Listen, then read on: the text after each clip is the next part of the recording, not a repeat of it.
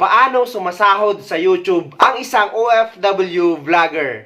At saan mo dapat i-address ang iyong Google AdSense PIN?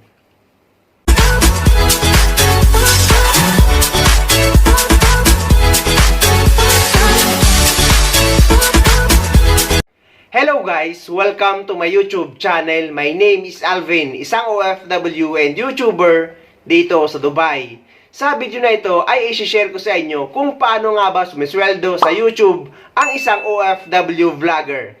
At i-share ko din sa inyo kung saan ba dapat i-address ang inyong Google AdSense PIN. Sa mga aspiring OFW vlogger or yung mga OFW na nangangarap na gusto gumawa ng video at kanilang YouTube channel, ang advice ko ay dapat simulan nyo na. Huwag nyong isipin na baka walang manood sa mga videos nyo or baka walang magka-interest dito. Dahil guys, ako nga ay 1% lang talaga ang talent ko sa pagbablog at 99% lang yung lakas ng loob. Hindi ko din naman inaasahan na magiging vlogger ako. At hindi ko rin inaasahan na lalaki yung channel ko. Dahil ang purpose ko lang noon ay libangan lang nung nagsimula ang pandemic.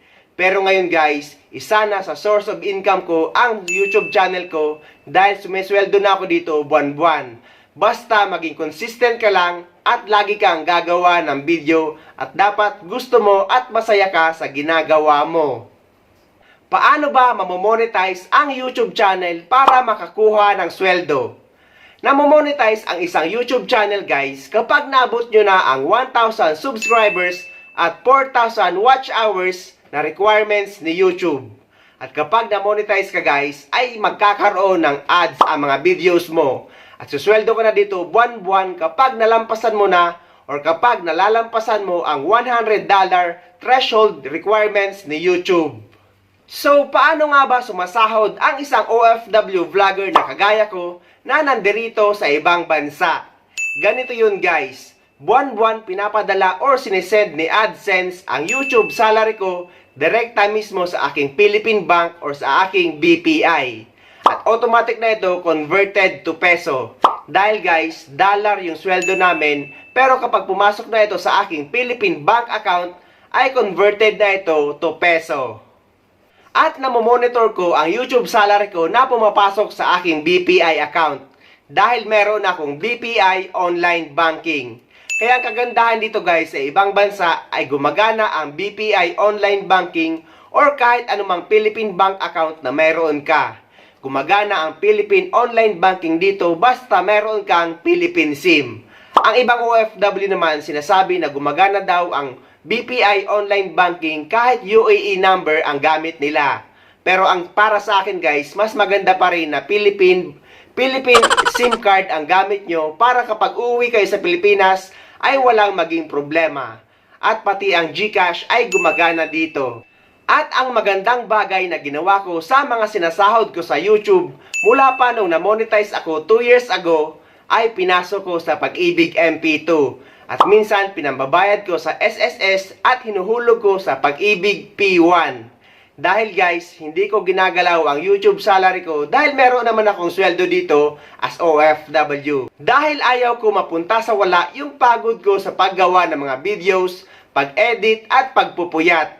Kaya guys, nakabuo ako ng 6-digit savings sa aking MP2 account. At hopefully, one day makabuo ako ng 7 digits.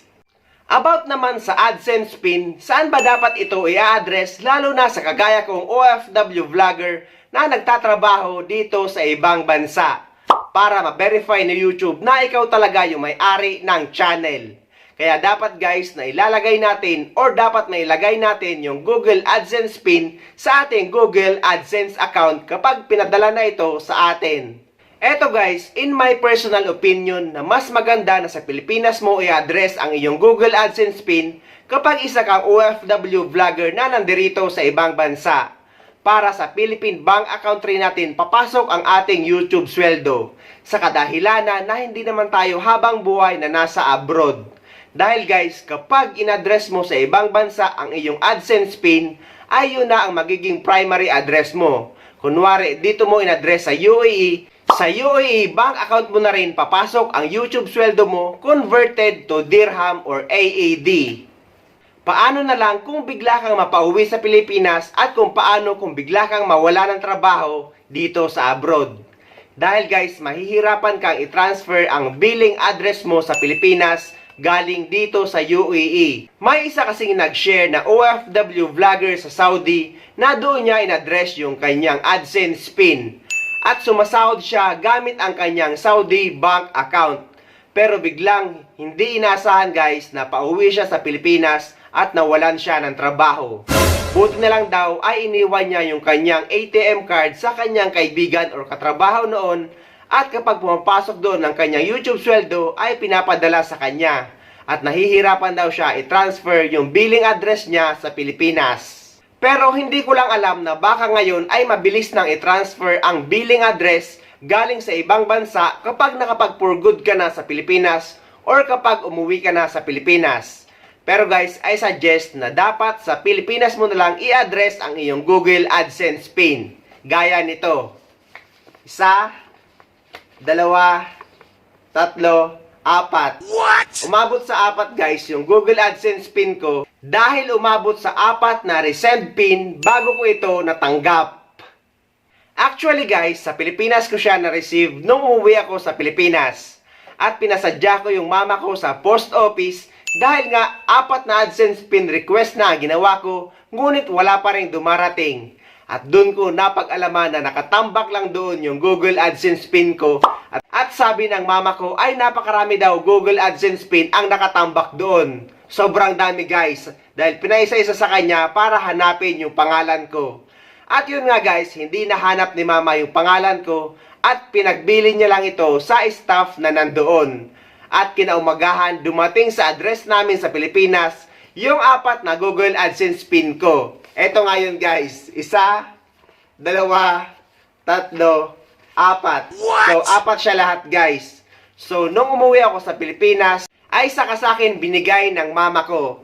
At ang nakalagay sa Google AdSense PIN na ito ay pare-pareho lang naman na numero.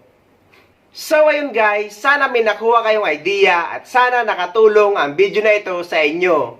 Lalo na sa mga naghihintay dyan ng kanilang Google AdSense PIN na halos ilang buwan na at paulit-ulit nang nag-resend PIN pero wala pa rin. So ayun guys, sa mga hindi pa dyan nakasubscribe sa channel ko, please don't forget to subscribe my YouTube channel and please click the notification bell para updated kayo sa mas marami pang videos na gagawin ko tungkol sa mga updates sa ating mga OFW. Mula dito sa Dubai, maraming salamat. See you next time!